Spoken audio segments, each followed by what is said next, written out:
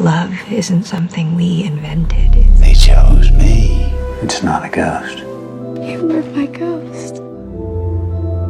It was you. In October 2011, in the city of Southwest England, a man convicted by DNA evidence of raping a woman in a city he claims to have never visited was exonerated. Prosecutors dropped their case against Adam Scott of Exeter in Devonshire for a rape that occurred 190 miles away in Manchester due to contamination that took place when the vial containing DNA samples from the scene of the crime was stored in a container with 7 or 8 vials of DNA samples from other cases.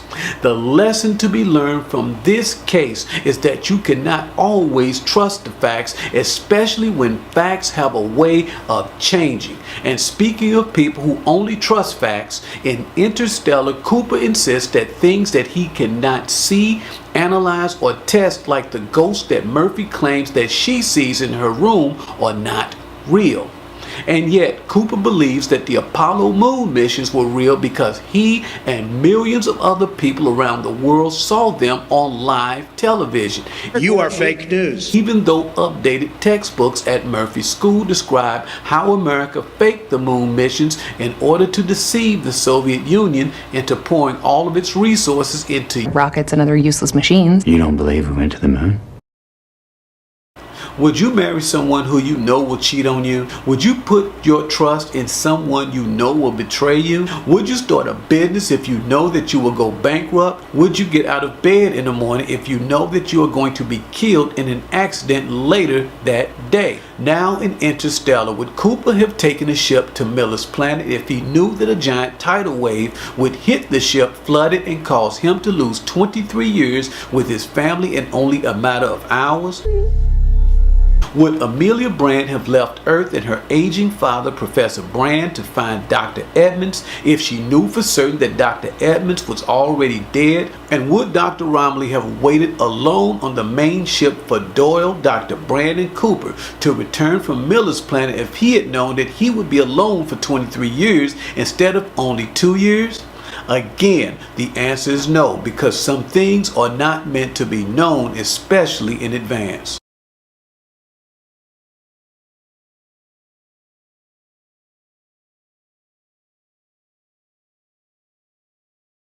Cooper does not believe in anything that he cannot see. You are fake news. Or prove scientifically. However, you do not need faith to believe what you can see. You need faith to believe what you cannot see.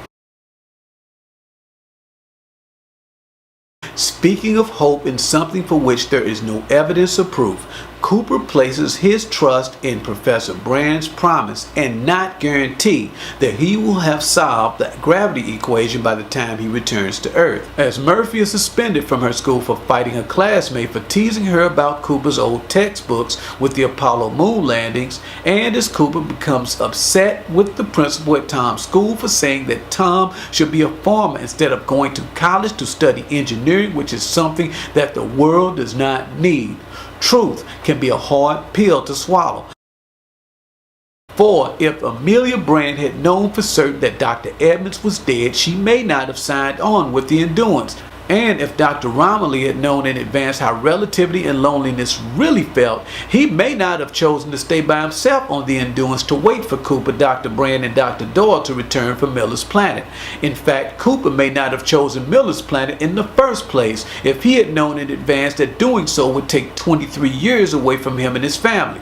He may not even have left his family if he had known in advance that he would never see them again. And he definitely would not have chosen Dr. Mann's planet over Dr. Edmonds' planet if he had known in advance that Dr. Mann had faked the data on his planet in order to be rescued. And finally, Dr. Mann himself would not have signed on with the Lazarus shuttle missions if he had known in advance that he would end up on a planet that could not support human life. Pray you never learn just how good it can be to see another face. For in order to find another planet to save the human race, Cooper has to leave his family, unlike the 12 scientists that Professor Brand selected for the Lazarus missions who had no families or anyone else that they cared about on Earth. Therefore, the space travelers of the Lazarus missions broke alchemy's first law of equivalent exchange because they wanted to save the future of humanity without offering anything in return. However, nothing is free, as saving the human race also comes with a price. And if Cooper or Dr. Mann had known in advance the price they would be asked to pay in order to save the human race, they would not have paid it. Don't let me leave, Murph. Professor Brand chooses humans for space travel instead of robots because humans have the ability to transform fear into innovative ideas and solutions, unlike robots which cannot be programmed to fear death. Goodbye, Tars. See you on the other side, Coop. On the other hand, Professor Brand also believes that humans with families are selfish and that humans with strong emotional attachments have trouble adapting to change, letting go, and moving forward into the unknown. Therefore, Professor Brand's plan to save mankind is letting go of Earth and incubating 5,000 fertilized human eggs on one of the 12 planets in a galaxy on the other side of a wormhole that NASA discovered 48 years ago. To accomplish this, Professor Brand sends 12 humans in 12 separate Ranger shuttles through the wormhole to study 12 planets to find that one planet with the best potential for supporting human colonization. These 12 shuttle missions are collectively known as the Lazarus missions. Professor Brand selected men and women that he wanted to think and behave like robots. See you on the other side, Coop. Scientists that would think logically and rely on data, and not scientists that would formulate their conclusions on things that they could not perceive in 3 dimensions. Professor Brand wanted the men and women he selected for the Lazarus shuttle missions to trust only what they could see, hear, touch, and test. He did not want these scientists to put their trust in intangible things such as Love. their emotions, speculation, and worst of all, their instincts. Like Professor Brand, Cooper also discounted the value and existence of things that he could not physically discern in 3-dimensional space, such as the ghost in Murphy's room and love. When Dr. Brand told Cooper that her love for Dr. Edmonds and his planet were both real and measurable to her, Cooper told her that love was nothing more than a social utility. And as the US government and NASA faked the Apollo missions in order to trick the Soviet government into squandering all of its resources on Rockets and other useless machines. Dr. Mann fakes the data of his planet in order to deceive Cooper into choosing the wrong planet. Dr. Mann nearly kills Cooper, who barely survives. However, this experience is an epiphany to Cooper. He had it all wrong. Love was not a social utility, as he had told Amelia Brand.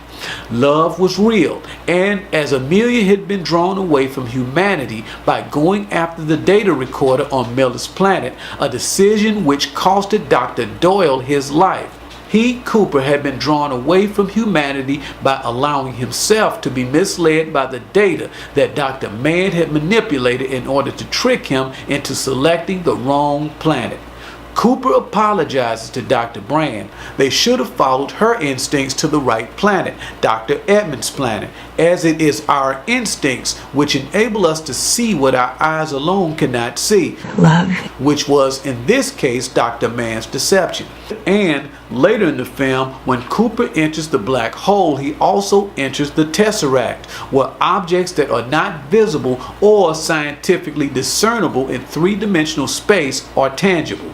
And here, he sees Murphy from behind the bookcase in her room, first as a 10-year-old girl and then, in the blink of an eye, as a 38-year-old woman. He also realizes that he was wrong about everything, for the ghost in Murphy's room was him.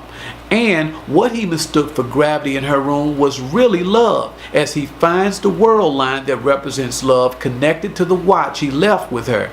He uses this world line to transmit the quantum data by Morse code to the big hand of her watch. The people of the future did not choose him to save the world. They chose him to be the bridge. They chose Murphy to save the world. And as there is nothing that can escape a black hole, Dr. Mann and Cooper both learned that no man can escape the human condition, no matter if he has a family or not, or no matter how far he travels from Earth. See you on the other side, Coop. Although Christopher Nolan and his younger brother Jonathan are both credited with writing Interstellar, the film's premise was conceived by producer Linda Obst and theoretical physicist Kip Thorne, who both also collaborated on the 1997 film Contact. Paramount initially wanted Steven Spielberg to direct Interstellar from a script written by Jonathan Nolan, whom the film company hired in 2007. However, Steven Spielberg backed out of directing Interstellar after moving his production studio from Paramount over to Walt Disney Studios in 2009. A development that prompted Paramount to hire Christopher Nolan in 2014 on his brother's recommendation. Both the film script and production represents a pair of collaborations, with the final script combining scripts written individually by Christopher and his brother Jonathan, while the film is co-produced by Christopher Nolan's company Syncopy and Linda Obst's company Linda Obst Productions. Director Christopher Nolan wanted Interstellar to be premised on a worldwide Dust Bowl-like event. To bring realism to his film, Nolan received permission from director Ken Burns and producer Dayton Duncan to use interview clips from their 2012 documentary Dust Bowl. The real interviews with Dust Bowl survivors from that documentary are seamlessly combined with interview snippets of actors in Interstellar, recalling what life was like during the movie's fictional dust storm. For the film's musical score, Nolan brought in Hans Zimmer, who also scored Nolan's Dark Knight trilogy, as well as Nolan's 2010 science fiction thriller Inception. Executive producer Kip Thorne gave Christopher Nolan two conditions in directing Interstellar.